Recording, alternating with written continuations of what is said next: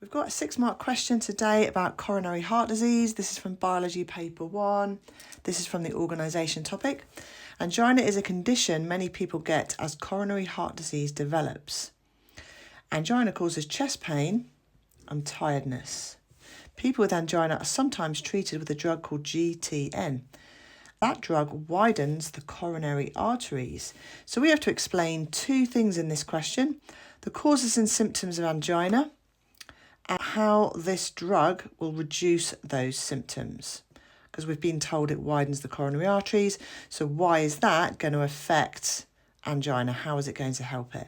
Because we've got 2 main areas to cover, it makes sense to cover them both in a separate paragraph. So that's what I'm going to do. First of all, I'm going to talk about the causes and symptoms of angina. So angina, we're told, is a kind of secondary symptom, if you like, of coronary heart disease. Coronary heart disease is caused by fatty deposits being put down in the coronary artery. The coronary artery is, or coronary arteries, because there's more than one, are the vessels that supply the heart with blood, therefore supplying the heart muscle and the heart cells with oxygen and glucose in that blood. It's very important because the heart needs to do respiration, so it needs that oxygen.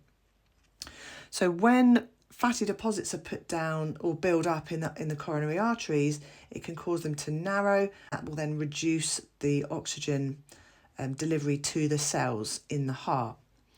This is caused by a bad diet, so a diet that's high in fat, a diet that's high in cholesterol, also things that kind of go along with that, so not much exercise. Smoking and alcohol is also a contributing factor, an increasing age, and also if there's a kind of a family history with that. So let's get some of those ideas down on the page. So first of all, coronary heart disease is caused by fatty deposits building up in the coronary arteries. Coronary heart disease is caused by cholesterol and fatty deposits build up in the arteries that supply the heart with the blood. These are the coronary arteries.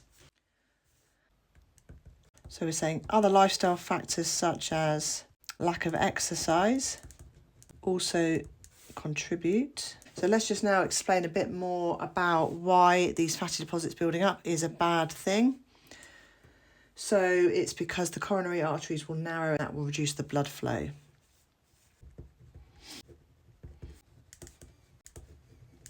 Blocked coronary arteries prevents blood flow to the heart tissue, so it will have reduced oxygen and glucose delivery, which will then reduce respiration and have less energy will be released. So this lack of respiration then goes on to cause more anaerobic respiration instead because of the lack of oxygen, which can then form lactic acid and lead to that muscle fatigue, that tiredness.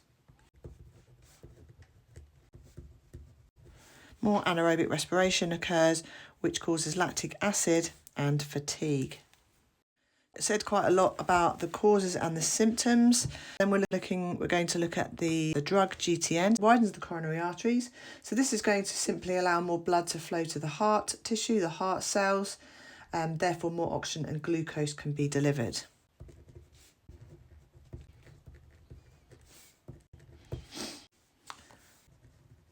So GTN will allow increased blood flow to heart cells, so more oxygen and glucose can be delivered. Therefore, more aerobic respiration will take place, releasing energy. To get the top marks on this question, your explanations must include the causes of angina and the explanation of the symptoms of angina, which we've explained why we've got this tiredness, and then also explaining the effect of the treatment, which we've done. So I hope that helps.